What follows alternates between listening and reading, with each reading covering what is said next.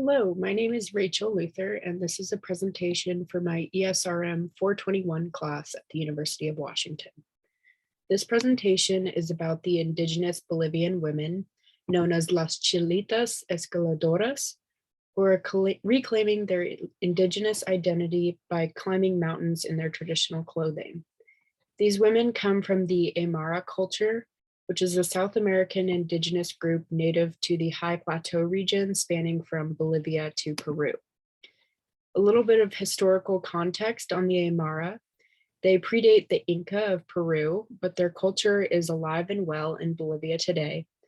Although their traditional life ways are often threatened by modern life, as young Aymara feel pressure to modernize by leaving their traditional clothing and villages behind to move to cities like La Paz, where they can find work that allows them to send money home to support their families.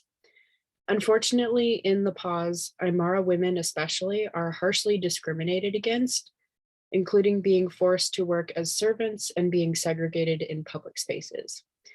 Originally, their hefty, colorful skirts and signature bowler hats were part of the uniforms forced on them by Spanish colonizers, but now the clothes are worn as a badge of honor. Mountaineering in Bolivia and everywhere is usually a male-dominated sport. And in Bolivia, it's mostly foreign tourists on vacation. But the Cholitas Escaladoras got their start when around a dozen women who worked as cooks and porters for climbing expeditions decided that they wanted to start climbing Bolivia's mountains for themselves.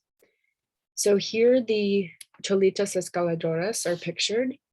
In January of 2019, a group of 5 of them climbed Aconcagua, which is the tallest mountain in North and South America.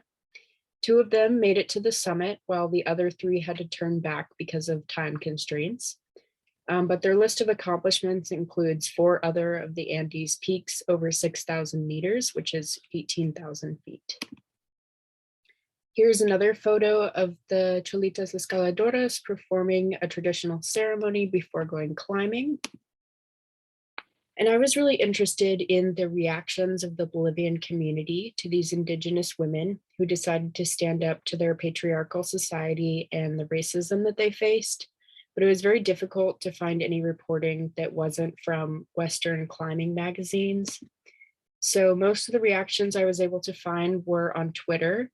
This is a tweet from former Bolivian President Evo Morales. In 2005, Morales was the first indigenous person to be elected president of Bolivia. And then he was able to use his office to elevate indigenous rights and traditions. So this tweet says, "I am very happy for the feat achieved by our 5 sisters, known as the climbing Cholitas, who managed to reach the top of Aconcagua, the highest peak on the continent. They are a pride for Bolivia. Congratulations."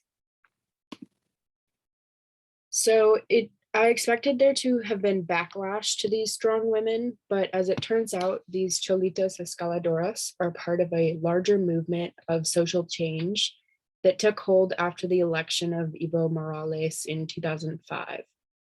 Today, Cholitas are empowered by their traditional clothing. They are more confident, and they have benefited from new laws granting rights to women and indigenous people. Cholitas are now able to attend university and hold jobs in government, banks, law offices, media, and more.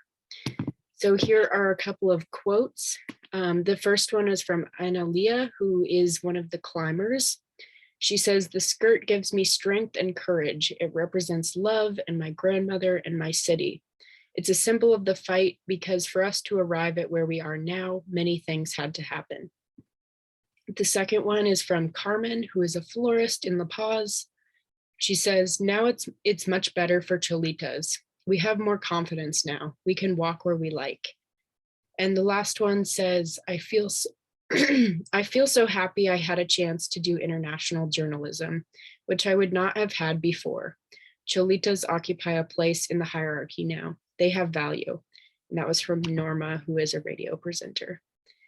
And that concludes my presentation. Thank you.